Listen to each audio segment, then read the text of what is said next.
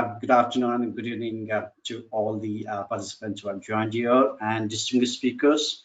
Thank you so much for taking your time on behalf of GWFM. I really have great opportunity to invite pride and privilege that we have doing this first time in the history of getting the women top leaders and professionals and getting these WFM Women Leaders Forum Hub today. It really gives us a great pleasure and privilege to have all of you today. In fact, we discussed this just a few days back, and we thought that we will make it happen, and it will be here today. It gives me great pleasure of having all of us getting together. And in fact, when I was talking to Melissa and Tatiana just a few weeks away, and we are already here with great top women leaders and the audience. In fact, we thought that there's the need for our and why women leaders and women professionals in WFM. This is the recent research that when we did, we only find that 25 to 30% maximum, as well as the WFM team members are concerned. So we have been.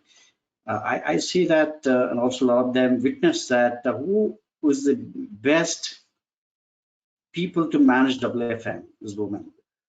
Okay, and it really requires a lot of care, a lot of ways to manage, and they're the best leaders as far as WFM leadership is concerned, and kind of work that they do is phenomenal, and they're the true leaders and perfect position that they fit in. People say that in HR is where like women leaders and women professionals fit better. I also strongly agree that WFM professionals are another profession where women professionals and then women leaders are the best professionals for the WFM. See that, and I see that a lot of improvement required to add more numbers, especially in the North America, Latin America, and EMEA and APAC, ANZ. All this put together, I see that a lot of numbers are already increasing. There's one company called KPMG. I was talking to the India head.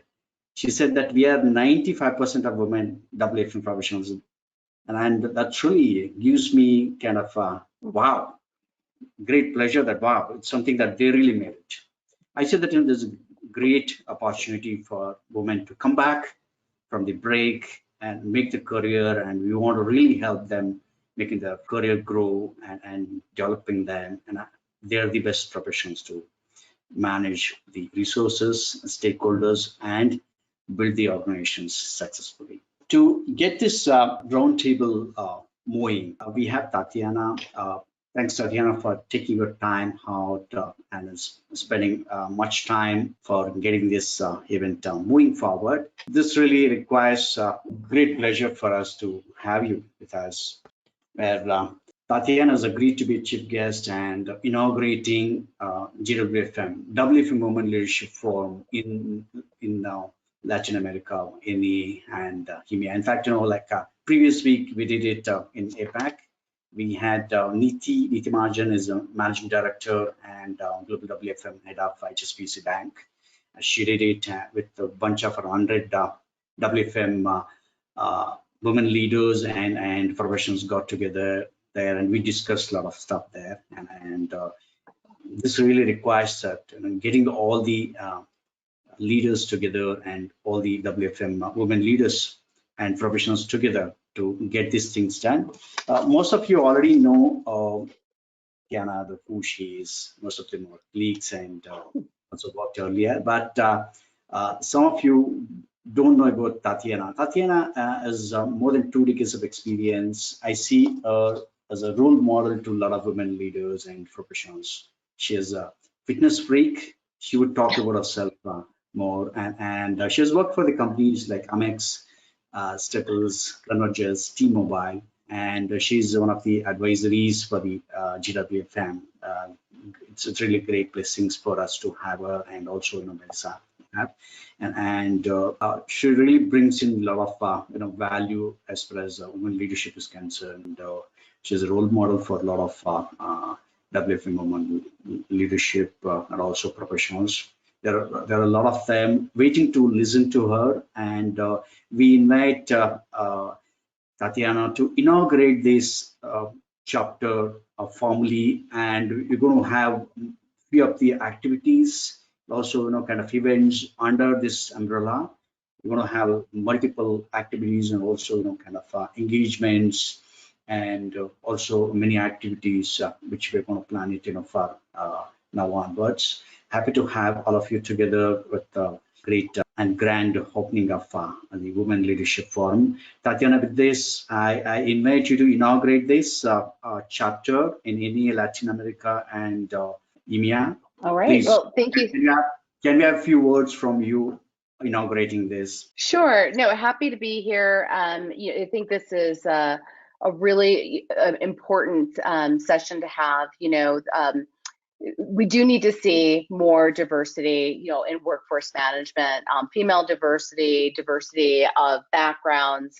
So I'm very excited to be part of the inaugural panel and moderating this. I know for me personally, I don't know that WFM was necessarily the career I had envisioned for myself when I was, 6 or 7. I think I wanted to be a ballerina at one point, and then maybe a firefighter.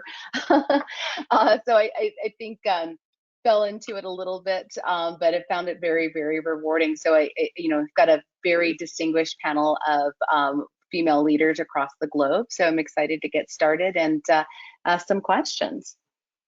So Shiva, should I go ahead and get started then? Yes. Thanks, Tatiana, for being there, and looking forward for Roundtable. So I take this opportunity to invite all the distinguished panelists, and with this, hand over the control to Tatiana.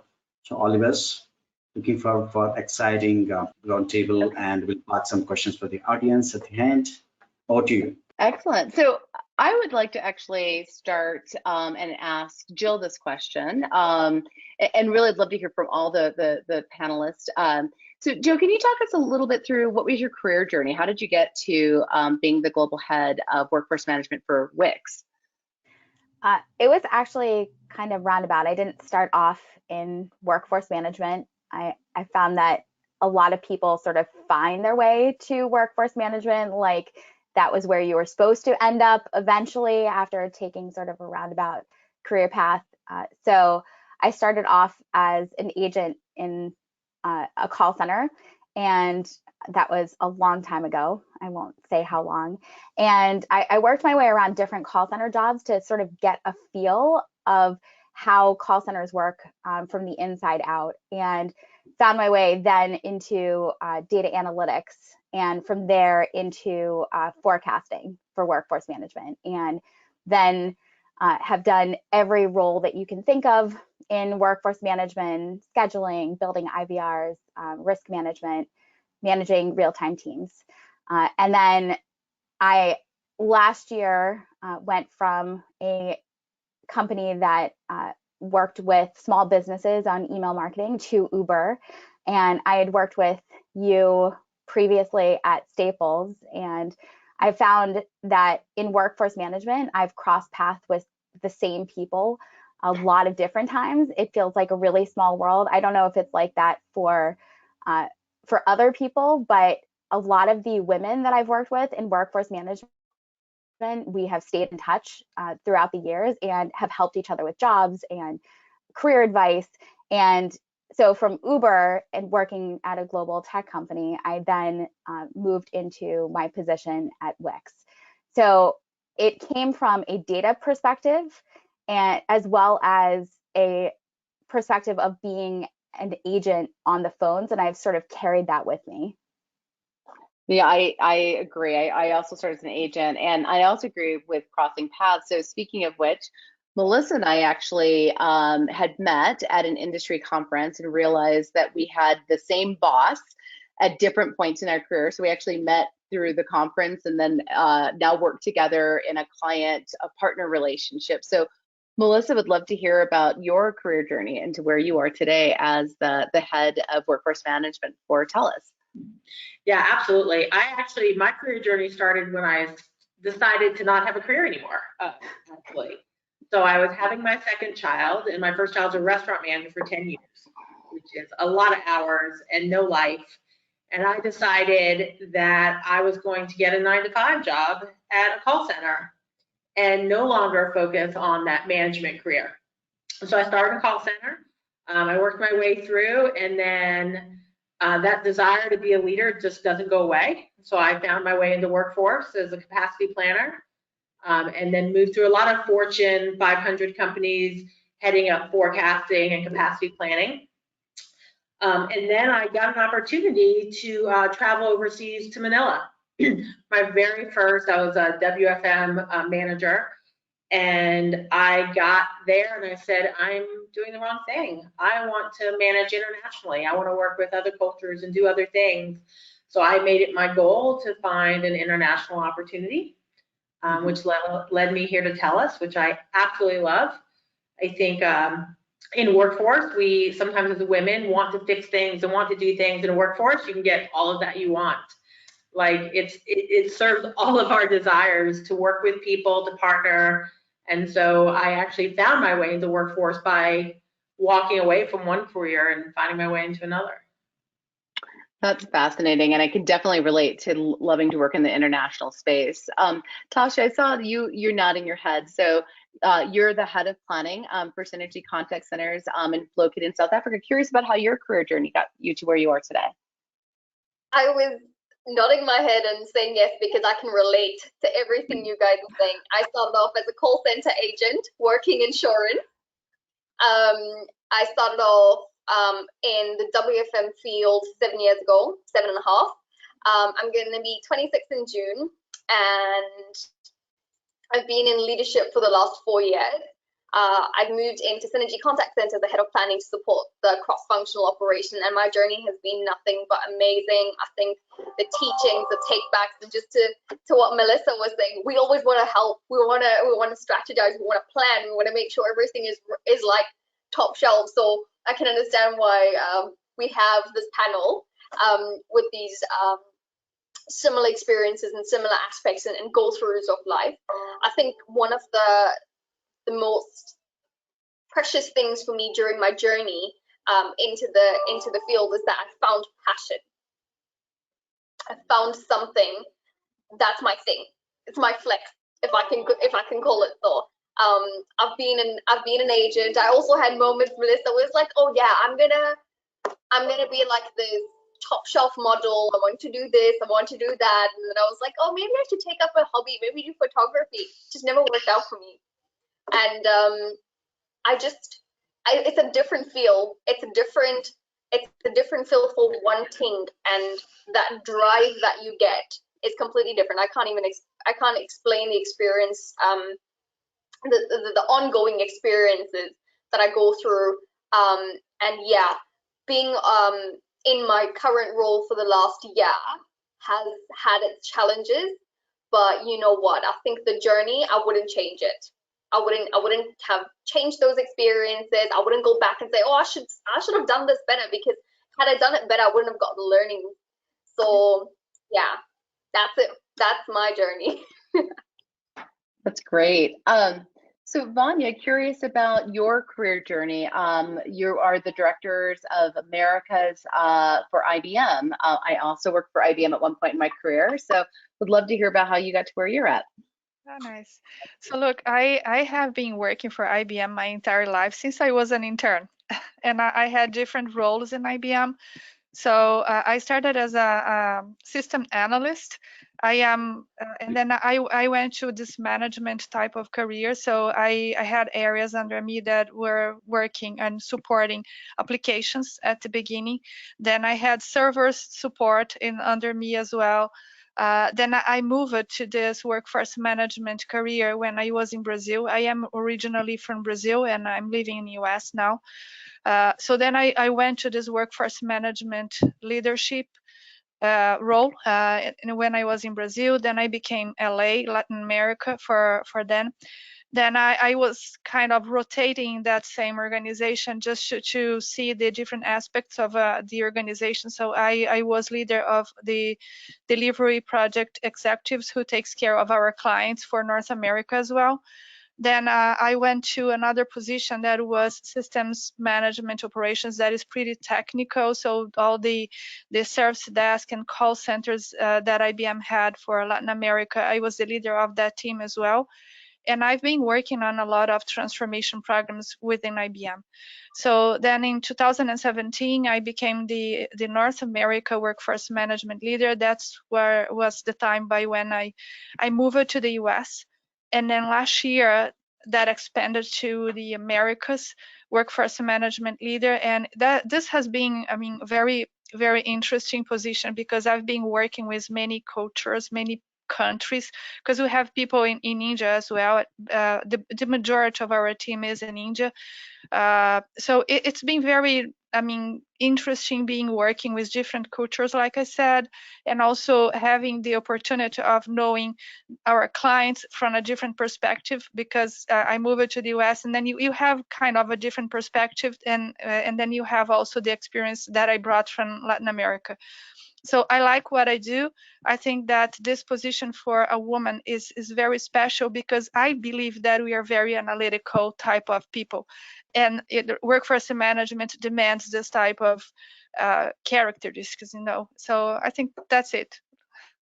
Okay, no, I completely agree with you, and it is very different to see the different cultures, and even the attitudes towards workforce management and women leaders as well, I think is very different from culture to culture.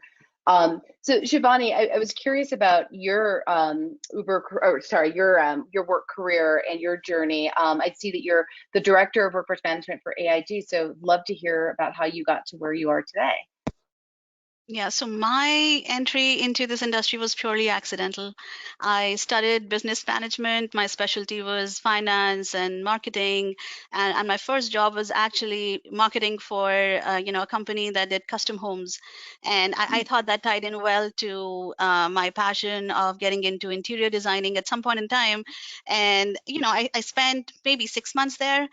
Before which I was somewhat approached by an alum from the same institute, and then he worked for a channel partner, and I don't know if you guys remember, there was something called Blue Pumpkin many years ago, and so those he was working for a company that worked as a channel partner for Blue Pumpkin, and he said this is a very niche industry. It was very back in time when this industry was, I think, still getting established, a lot of unknowns there, but I joined him for the sheer excitement of it all and getting to be in the forefront of it, being still young, an early starter, because when you have an early start, then you've got to move up through the ranks. And here I was getting the opportunity to really get in front of the client from the get-go.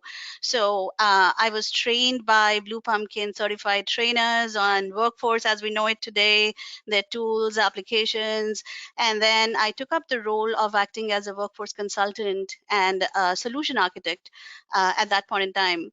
And so we kind of worked with a lot of companies, BPOs, non-BPOs, retail banks, kind of studying their operations and what are the efficiency that we can bring about for them using the tools that we had in store, and also at the same time taking their feedback and customizing our service offering. So I worked for them for a couple of years, and then by then I kind of got to know the BPO industry a lot better, and I was absorbed by one of my clients at that point in time, and that was my entry into the the BPO world. But yeah, so the last few years, maybe 12 or 13 years or so, I worked with the BPO industry, where I've worked with banks and travel companies, managing their workforce teams. And I think the fact that I had the opportunity to be on both sides of the table, the service provider side and the end user side, it kind of helped me get a view of not all solutions lie in the tools. We've got to be creative about our thinking about a problem solving approach, because there is so much that we get thrown at in the workforce world, so many situations, so many scenarios that we need to solve for, and none of the solutions out there kind of is a fit all or solve all for those situations. So I think that experience on being on both sides of the spectrum really helped me kind of get that broader view of what workforce management is all about from a service offering and end user standpoint. Yeah, I completely agree with that. I think being a problem solver, definitely somebody would be attracted to workforce management. So, Yeah. so Ileana, you head up workforce management for Uber for EMEA. I know that you've had a really diverse career. So I'd love to have you walk the audience through how you got to where you are today. Yeah, thanks. Shocking news. I started as an agent in a contact center, actually. So that was the beginning of my journey. But then I moved from an outsourcing company to an in-house telecom company where I worked for, I think, almost 3 years. This is where I also moved to people management. I was working as team leader for different teams at the time. And funny enough, at that moment, that company didn't necessarily have a workforce management team. So the team leaders were tasked to do scheduling, reporting, and some of the more regular tasks as real-time monitoring. So this is how I started slowly entering in workforce, and then officially, funny enough, the world is really small, Vanya. I joined IBM, and that was my official first workforce management job. I spent, I think, about 6 years in IBM, and I've done all, like RTA, scheduling, changing skills on daily basis, defining how we're going to think about prioritization and queues, planning. Then I became a leader of a team who was doing a lot of these activities. So we were very versatile in the profiles that we had, also focused a lot on resource planning at the time. And then another coincidence, I joined a company called Sutherland, where I actually met Shivani as well at one point of time, a few years down the line. So it's really nice to see you all today. But yeah, briefly, 5 years in Sutherland, where I was heading the EMEA region as well for WFM, and then joined Uber. Now it's almost going to be 2.5 years ago. And it's been an incredible journey, extremely rewarding. And I'm so happy that, you know, not by design, but that I ended up staying in workforce management. And I think that's definitely a passion of mine. No, that's great. Yeah, it's interesting. Everybody has such different backgrounds. You know, Vanya, you've been with the same company for a long time. Some of us started as agents, you know, definitely different backgrounds coming into the space. So just curious, you know, does anybody have any leadership lessons that you think makes that you've learned that's unique to being a female leader? I do, Tatiana. I think the one thing I've learned, I think early in my career, you try to look at other leaders and emulate them, right? You try to mirror people. And I think once I figured out that the best way to be a leader was to be your authentic self. Like, because when you emulate someone, that's going to crack. It's not going to carry forward. And if you're not yourself all day, every day, where you spend the most time, then your team's going to see that. And when you're focusing on your team and you're accomplishing things together, you have to do it as your true self. And you have to let other people also be themselves. Like, you can't expect your people to mirror you, just like you shouldn't mirror the people you work for. So just really appreciating everyone's talent and what they bring to the table and what makes them them, and working together. I think that was the greatest thing I learned when I stopped looking at someone else for how I should be as a leader.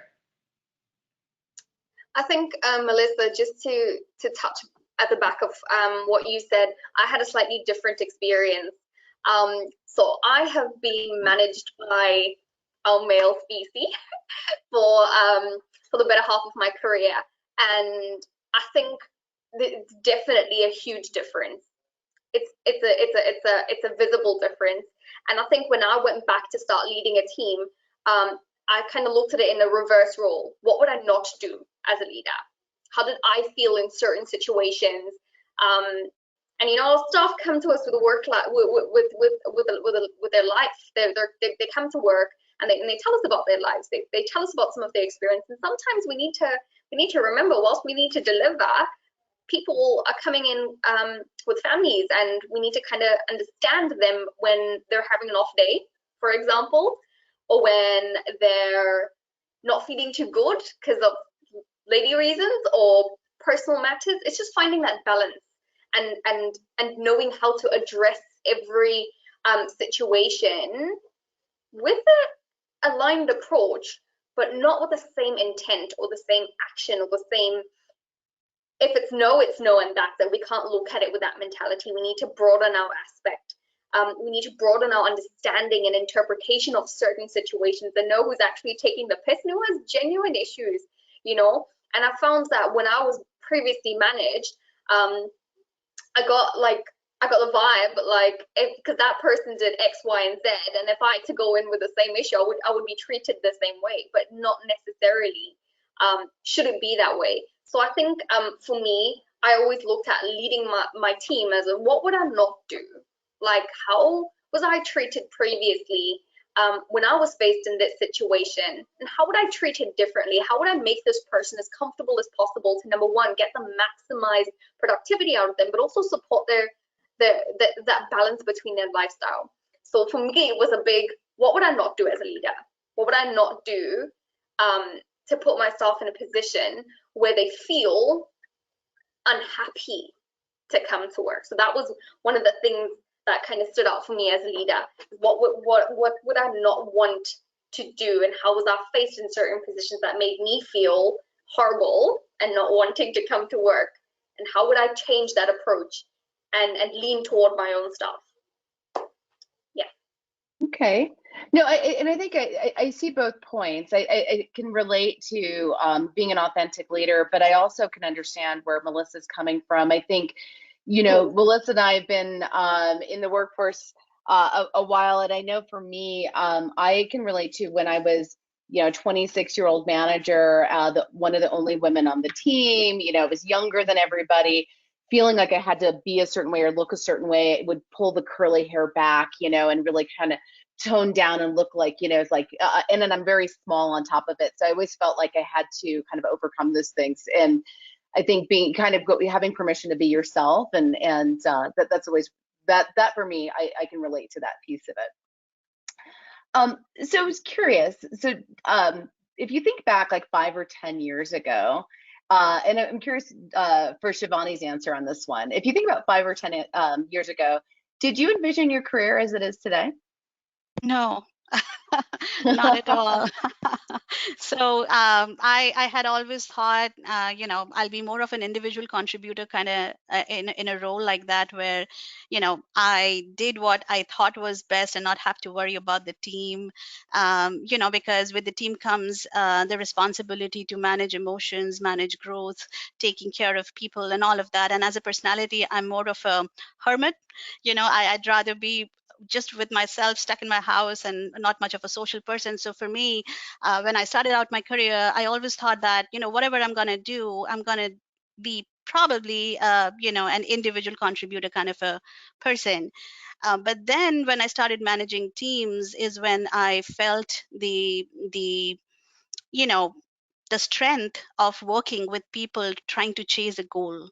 And, you know, I have been very, very lucky in the kind of people I have met along the way and the people who've backed me in my journey. I got so much confidence just knowing that I had the team, you know, backing me up. It helped me take more risks, good or bad. Sometimes it worked out, sometimes it did not. But it just made me think out of the box, knowing that I had a sounding board in the group of people I worked with, you know. And I think that's my strength right now, which I never thought would be, that, you know, I really work well with people. I love being with people, and I love developing teams. And if you had asked me the same question 10 years back, I wouldn't have a clue that, you know, I'd go the people route. So yeah. So Tatiana, if I may comment on that. So I think it's interesting because if I look back and I think about myself 10 years ago, I can tell you that I had a daring dream. That is exactly what happened to me. So I think maybe my recommendation to the people that are listening to this discussion, this conversation, is don't be ashamed, or even don't be shy in dreaming big. You know, I think we should do this. Sometimes will not work because that was not the best thing for you, but if this is the best thing for you, just work, you know, towards that goal, and then I think this is going to happen, you know. So that's kind of the suggestion that I would give. I think that's excellent advice. As a hiring manager, and I'm sure some of you have seen this as well, I often see women holding back from applying for positions. They look at a job description and the requirements and think, if I don't have, every single one of these, 10 requirements, then I'm not going to apply. Where I will often see resumes from men who maybe have 50% of what I'm looking for, but still feel the confidence in applying for a job. So on that note, I'm curious if any of you have ever applied for and gotten a role that you knew you weren't 100% qualified for, and what gave you the confidence to do that, and how did you proceed with that? If I may answer that again, I think all the roles that I have in my entire life, I was kind of 50% prepared for that. I was never 100% prepared. And guys, I can tell you, I learned it a lot. And because I think that's the way that it works. If you have partial knowledge about that area, you can learn. You can let your team to help you to learn, and you can allow yourself to learn with that. So if you stay just waiting to have that level of 100% knowledge on that, you never get there. And I would 100% agree. Well, Tatiana, I would add to that too. In your current role, wherever you are in your current role, there's so many things that we think are not in our lane and they're not our job. No one's asked us to do it. I think if you were asked the women on this panel, many of us go out and do those things. So it's also not just applying for a role, it's also just creating the job that needs to be done in your organization. If you see something broken, go fix it. Go talk to the people whose job it is and says, let me help you. So even beyond applying, just create the role as you go. And I hear you, Tatiana, when you say that, men and women, they're wired differently. When there is a job posting, and I think it's a documented research where they say that when, there is a list of things that you need to have for a job, a woman, when she gets to the third one and she finds out that, maybe not, she will not apply. But men, even if the first two, they think they're good at that, they would not even care to read the remaining list, and then, they would give it a shot. And I think that's how we are wired.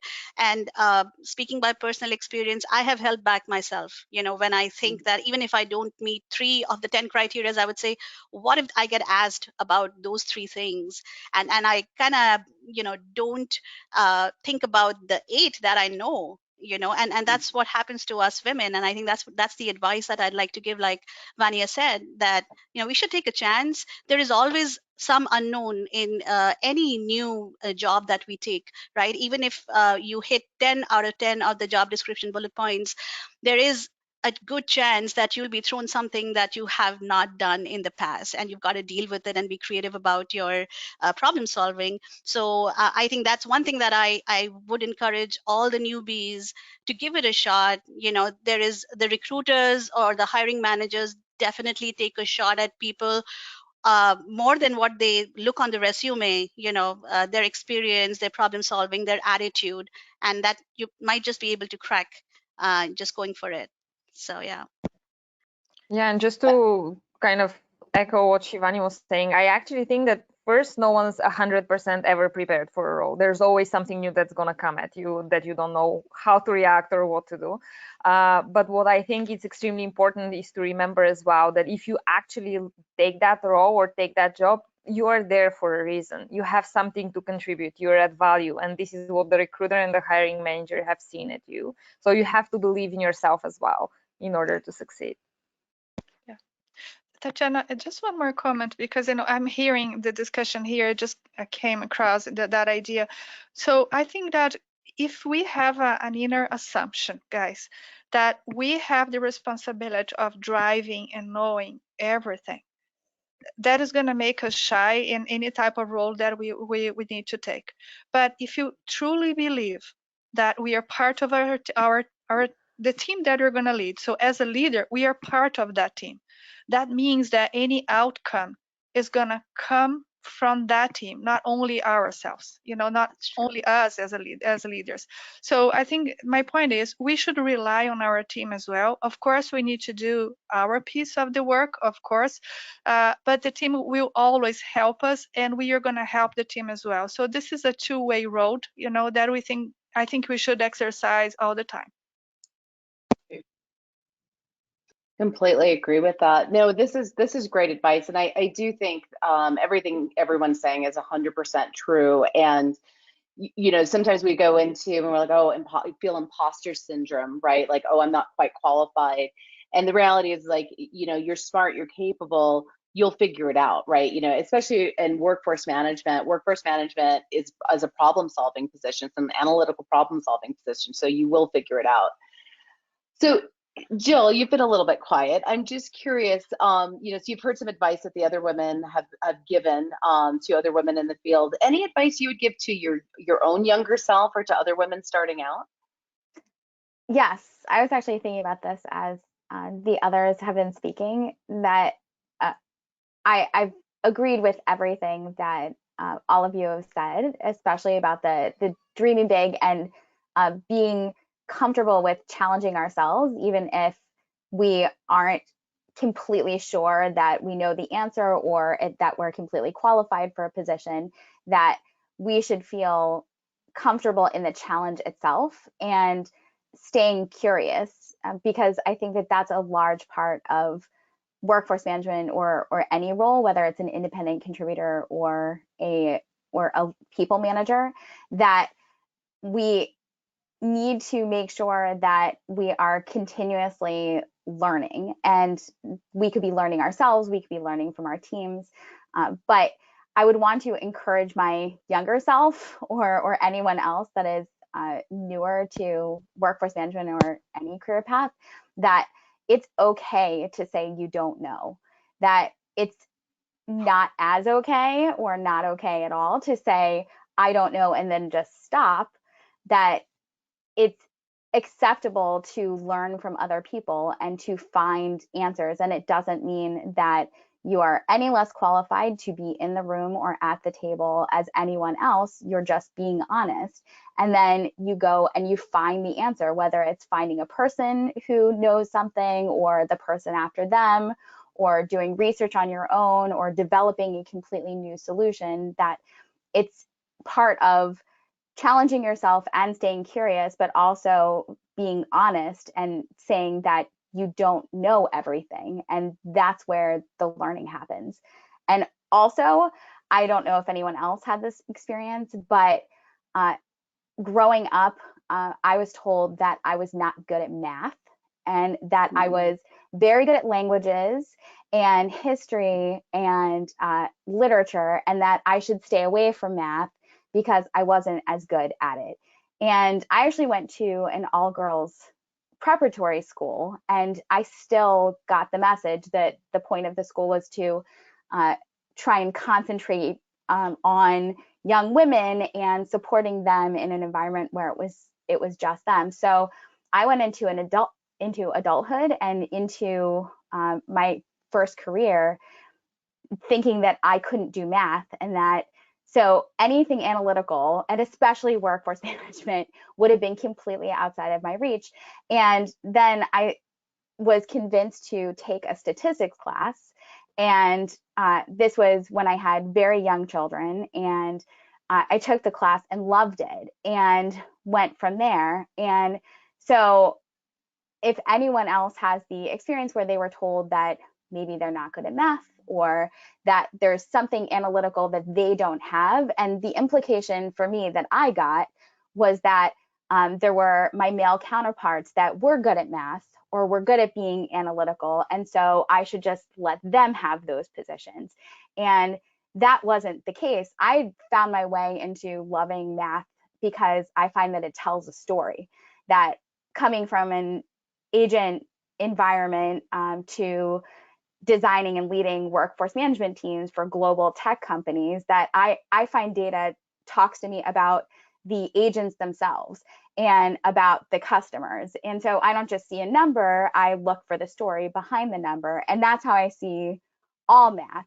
But if I hadn't taken a risk and gone against what I had been told as a younger person, I would never have found my way here. So I think too that we have to work against our biases that are being imposed on us, whether it's gender related or anything else, to find what is right for us. I That's actually relate really to, fascinating. yeah, and I relate to everything you said, Jill. I have had a personal experience, very similar to what you just mentioned. So, a lot of us who are in this industry have grown up, in the ranks while working every level, right? And that's led us to where we are today. What happened to me was that, like I said, my first part of my career was more of a consulting kind of a role where it was an individual contributor kind of a role, and then I got absorbed by a call center, and where the first assignment that I got was to manage a team of skilled workforce professionals. Now, I was not sure if I should take it because, yes, I knew how it functioned, but I had absolutely no practical experience of, how a call center works. And I was very, very nervous, but I took it anyways. And, there were challenges that were thrown at me. And honestly, it wasn't an easy period. But at the same time, Jill, like you said, there was a team that was there who I used as my resource, to learn along the way. There were so many times when I actually sat down with them to understand the nuances of how a call center worked. And it's very, unlikely for a leader to do that and ask for help from their team, but that's what I had to do because that's the only way I had to learn more and not make the same mistakes in my next assignment. So I learned a lot from the people who I worked with in the initial part of my call center experience. Learned Excel, sat down with them as to how do you work, how do the macros work, etc. They weren't easy conversations, but you've got to have them at some point, right? Because you will be thrown situations, and you should be more prepared than you were at the first time. So yeah, I think you've got to think past your biases and learn how to put your best self forward, learn along the way, and be your better self.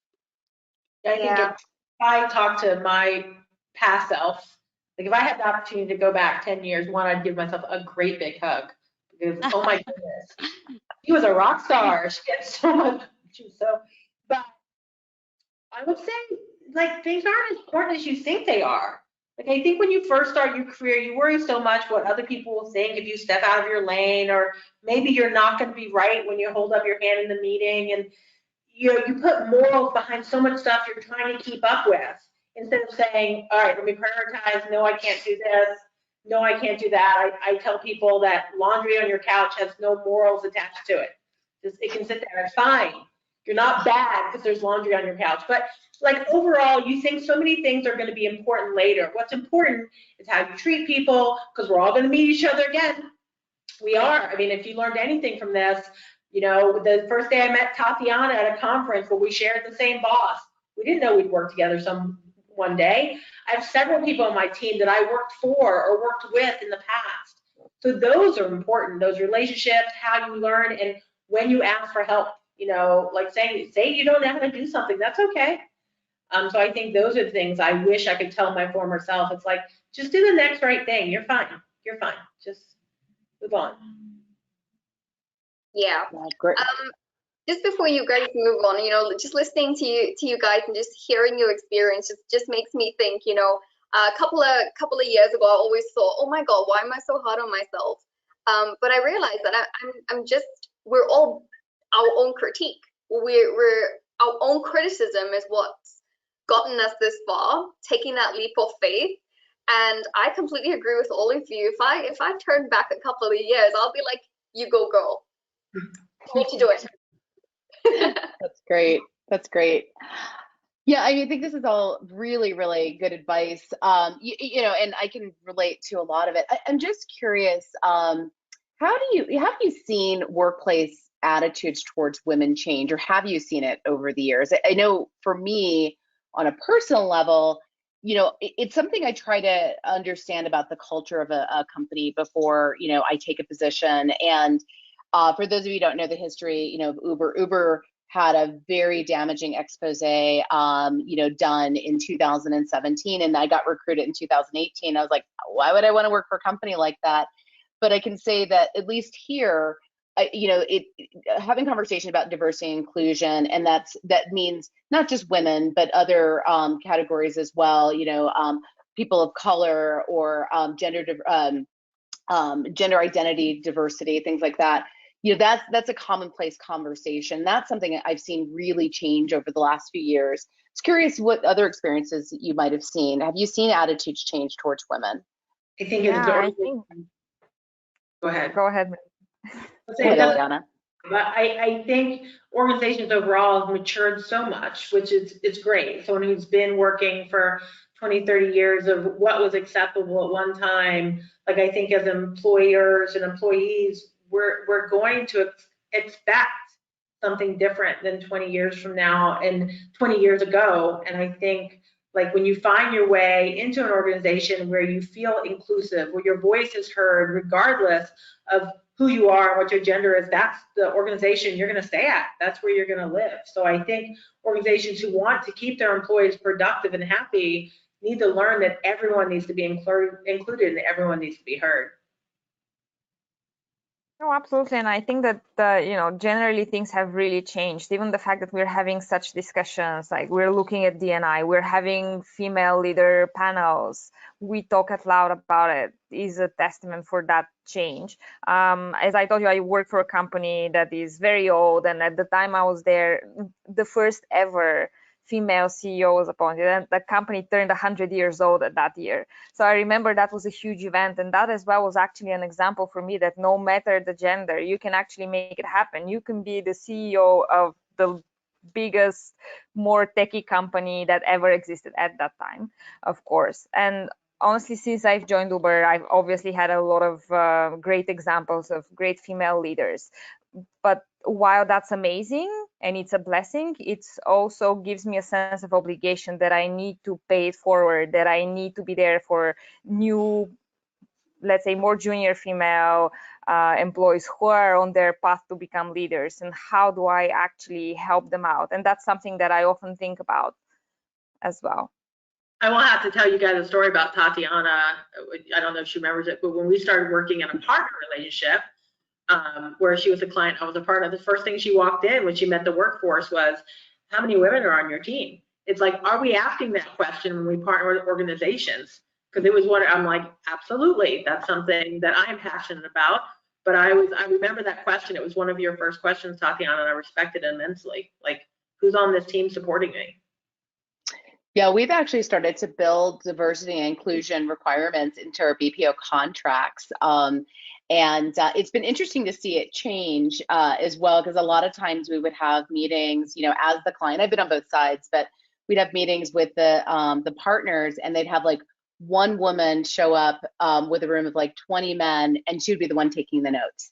So, you know, so we're really trying to change that as well and say, look, you know, you have to have female, it can't just be, you know, the token and she's the note taker and she's going to be the one to go get the coffee. And, you know, it's like, no, they actually need to be an equal participant and make that part of the conversations you have with the people that you work with, even outside of your own company. So great. And I'm curious, you know, and so Tasha, you're newer in the industry. I'm curious, do you know of any biases, or can you recall any assumptions that people have made of you in your journey to where you are now? Oh, plenty. I could name more than a few. So I'll pick up one specific that I kind of took personally. So being a female leader and at the age of 26, I think when you work with, so I'm a support function. The operation is my client. And any older male would immediately have a reaction. She gonna manage my operation? This little person here is gonna manage my entire operation of 150 people? Okay, you know. So that's the criticism that I took back, and the bias is, can she handle it? Is she gonna handle it? And I could only imagine. And I've been in a position where I've been in a room, my colleague would be a male, I'm the female representative, we're in a meeting, and then, what do you think? But I'm there. I ask the question, what do you think? So it is there, but I can promise you it's phased. Over the period of 4 years that I've been in leadership, I've seen the transition. I've seen the magic happen. I've seen the openness to change. I've seen the diversity around the table. I've seen the inclusion around the table just over 4 years. And I feel I now have a sense of voice. If I speak, I'm heard and not a thought. So bias, not new to me. Well, and Yeah, I was gonna say, it sounds like you're dealing with a little bit of ageism as well, which I can certainly understand. Because I can't imagine a 26-year-old male being asked some of the same questions that you just mentioned that were asked of you. Can you handle it? So. Antonio, we have the greatest weapon in workforce, I have found. We're the numbers. It's all black and white. Like at the end of the day, right is right, wrong is wrong. And I always felt such calmness of saying, well, you don't have to believe me, but here's the numbers. So it's the best part about workforce. It's all math. Agree for me. I think we have come a long way, but there is still a lot to be done. So yes, I agree that, you know, from the time when I started and when I used to train, there were rooms full of just men from workforce department, and now I think we have a good balance, not a perfect balance, but a better balance for sure in terms of you know, what representation we have. But at the same time, I think there is a need for us to address the basic fundamental processes as well, you know, inducting more women in the workforce. And I think we don't realize that a lot of biasness occurs at that level. You know, there are a lot of departments who are reluctant to hire women simply because the assumption is that they wouldn't be able to put in that much extra work, wouldn't be able to stay late, and things like that. And you know, by experience, I won't name the company, but I have heard comments like, she's a great candidate on paper, but she will have a lot of situations that she'll need to deal with on the personal side that will take time away from work. And you know, those situations do not apply to men apparently. So you know, that candidate doesn't even get pushed forward, and that's sad. You know, and we got to address that bias there at the recruitment side. For my organization right now, what they do is when they push resumes to the leaders, they take away the names, they take away the address, they take away the gender and everything else, and it's just the details of what the credentials are that get passed on. So you know, you at some level, while you know, when you get to the interview stage, you will know that a person is a male or a female, but you know, you have been able to push that bias to the point when you're meeting the candidate and then giving her a fair shot. So I think there is a need for us to look at that level of process improvement, so to speak, and ensure that we're consciously working towards a better balance in our workforce. That's fantastic. I think that's really, really a smart way to look at the meat of the resume as opposed to looking at, you know, and in certain countries, like I know I'm always surprised in EMEA, you know, like people put their birth date, same thing with a lot of the APAC countries, sometimes a picture, and sometimes I'm like, don't even put that on there. I just want to look at the resume itself. You know, I think that's a good point too with recruiting. I know that me personally, when I know that you're all hiring managers as well, and some of you may even hire other managers. One of the questions I will ask of candidates is, you know, how do you personally promote diversity and inclusion within your own teams and your organization? And that question right there is very telling, because not only do you want to hire somebody, whether they're male or female, you want to make sure that they are going to be representative of a diverse and open to diversity within the team. So I'm curious if any of you have done anything, you know, Shivani, looking at just the meat of the resume, anything that you do to make sure that your team is promoting diversity and inclusion? I'm kind of drawing a blank here, but it'll get to me. No problem. I can jump in. So I've had experiences with teams that I've inherited and also built from scratch. And one of the things that I've encouraged on my teams is to not only talk through their own experiences and come at a problem from whatever their individual perspective is, which inherently will promote diversity and inclusion within the team themselves, but also to be a part of any club or resource group within the company itself, and if it isn't there, to start one that promotes diversity and inclusion. So at WIX, we just started a Women in Leadership group, and there's a diversity and inclusion one as well that just started a couple of months ago, and it was done on the pressure of teams like mine, where we wanted to see each other and see in other leadership positions people who not only looked like us for representation, and so from a women perspective, and then for other people that identified differently, but also to find people that thought and looked differently. And so I think that encouraging our teams and ourselves to specifically find those spaces within our work, not just outside of work, will help promote diversity and inclusion. That's fantastic. So I know we just have a few minutes left. So Shiva, I didn't know if there were any questions from the audience, or if you wanted us to kind of wrap it up. Tatiana, we have question. We have a few questions to Sure. talk about. One question from Jai. How do you stay positive as you have worked through difficult times and situations? Also, what's your perspective on what more can be done to provide or enable more women empowerment in our WFM industry? So how do you stay positive? I guess for me, because I have a pretty long work history, it's like I always think, this too shall pass. So even the lowest moments, and I'll be honest, like some of the lowest moments for me personally came last year. As we all went through the major pandemic, lot of adversity and uncertainty of what was happening with the world, plus my own company. We had to do some pretty major layoffs, which was very, very challenging to deliver those messages and realize you were impacting. So that was probably one of the lowest points I've ever had in my career. But knowing that I can't control it, all I can do is go through it with empathy, work as hard as I can to control the outcomes that I can control, and be nimble enough to work around the outcomes that I can't.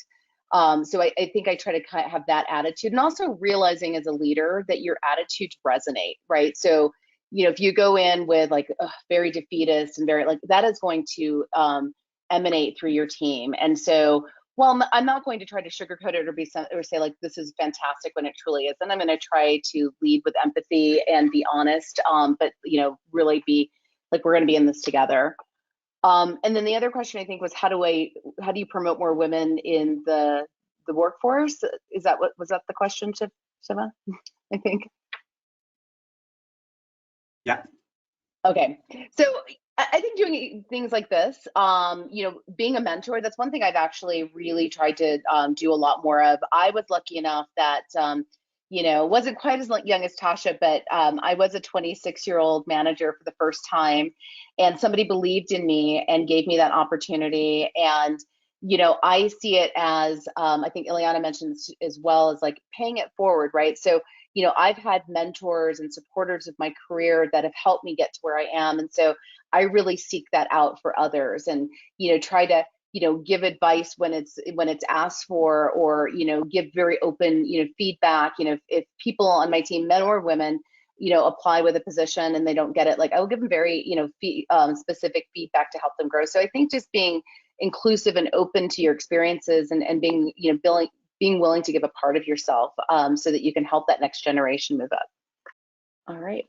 Shiva, any other questions? I know we're at the top of the hour, so. All other questions are almost covered within this. Okay, excellent.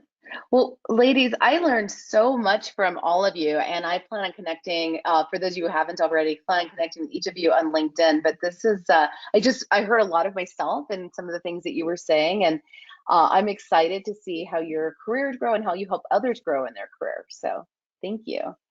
Thank you. Thank you, Tatiana. Thank you so much for taking your time out. And I think we just messed up, I think, a few of them. And because of time, it's okay. It's really appreciate your time and taking your time out for this. And Tasha, thank you so much. for being Thank there. you. And other leaders really made it. And now on, we can plan a lot of activities and kind of programs under this umbrella. And happy to have questions from the audience. If you have any questions, please type down, and we will have the answers, from the panelists. We will connect with you offline. Really see that kind of discussion that we had was amazing, and a lot of learnings from each leaders, and they have their own stories. It's really great, and I'm really so touched. And I feel that Women's Day is not celebrated on 8th of March. It's celebrated every day. And WFM industry needs a lot of women leaders. And this is need for that. Thank you so much. Bye-bye. So much. Thanks, audience, for taking your time out for joining us. We'll catch up with you soon offline. Thank you.